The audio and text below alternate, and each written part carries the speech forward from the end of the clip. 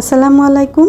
Chinese vegetable fried rice অনেকভাবেই বানানো যায়। আমি যেভাবে বানাই সেটাই আপনাদের সাথে শেয়ার করছি।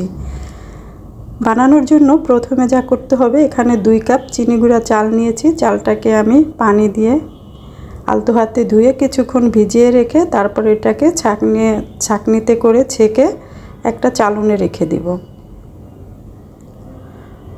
তারপরে চুলায় পর্যাপ্ত পরিমাণের পানি দিব, মানে যে পরিমাণ আমি চাল নিছি তার থেকে 2 ডাবল পানি দিয়ে পানির ভিতরে একটু লবণ দিব, পরিমাণের থেকে একটু বেশি লবণ দিব।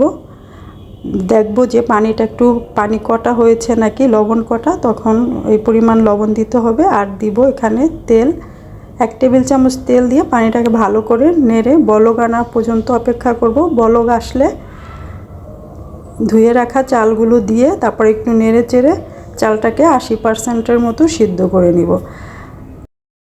80% হবে বুঝবো আমরা যে চালটা উপরে ভেসে উঠছে আর এর ভিতরে ছোট্ট একটা সাদা দানা থাকে, তখনই বুঝবো যে চালটা 80% সিদ্ধ হয়ে গেছে।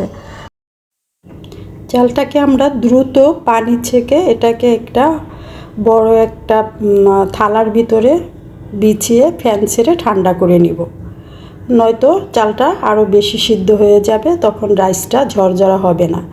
1 টেবিল চামচ তেল দিয়ে আমি চালের সাথে ভালো করে মিক্স করে নেব।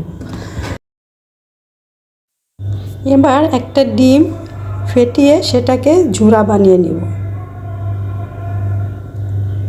ডিমের ঝুরাটা আমি এক সাইডে রেখে তারপরে আমি প্যানে দিয়ে দিচ্ছি 1 টেবিল চামচ তেল, দিয়ে দিচ্ছি 1 টেবিল চামচ ঘি, তার ভিতরে দিলাম রসুন কুচি, আদা কুচি, পেঁয়াজ কুচি। সামান্য একটু ভেজে নিব, বেশি ভাজা যাবে না। এখন দিয়ে দিচ্ছি সবজিগুলো। এখানে গাজর দিচ্ছি 2 টেবিল চামচ, ফুলকপি 2 টেবিল চামচ, ব্রোকলি 2 টেবিল চামচ। যা যা সবজি দিয়েছি আমি সবই 2 টেবিল চামচ করে দিয়েছি।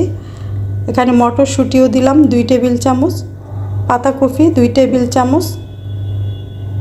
মাঝে মাঝে একটু নেড়ে চেড়ে দিব, নয়তো নিচে পোড়া লেগে যেতে পারে। দিয়ে দিচ্ছি কয়েকটা কাঁচামরিচ ফালি করে। এখানে আমি ম্যাগি সস দিয়েছি আর চিলি সস এটাও দিয়েছি 2 টেবিল চামচ, আর দিয়েছি 1 টেবিল চামচ চিকেন পাউডার, আর দিয়েছি 1 টেবিল চামচের থেকে কম গোলমরিচের গুঁড়া, ক্যাপসিকাম আর পেঁয়াজ কুচি দিয়ে এখন ভালো করে সবজিটাকে হাই হিটে কিছুক্ষণ ভেজে নিব। এখানে কিন্তু কোনো লবণ দেওয়া হয়নি, কারণ সস আর চিকেন পাউডারে অনেক বেশি লবণ থাকে, তাই আর লবণের দরকার হবে না। এখন ঠান্ডা করে রাখা সেই চালটাকে দিয়ে সবজির সাথে ভালো করে মিক্স করে নিব আর চুলার হিটটা বাড়িয়ে রাখব।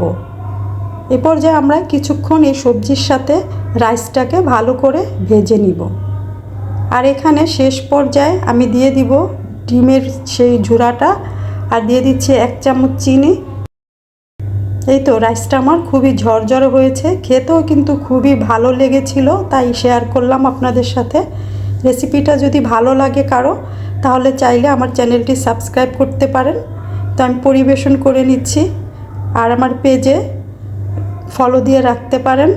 আবারও কথা হবে যদি বেঁচে থাকি নতুন কোনো রেসিপিতে। সেই পর্যন্ত সবাই অনেক অনেক ভালো থাকবেন। আল্লাহ হাফেজ।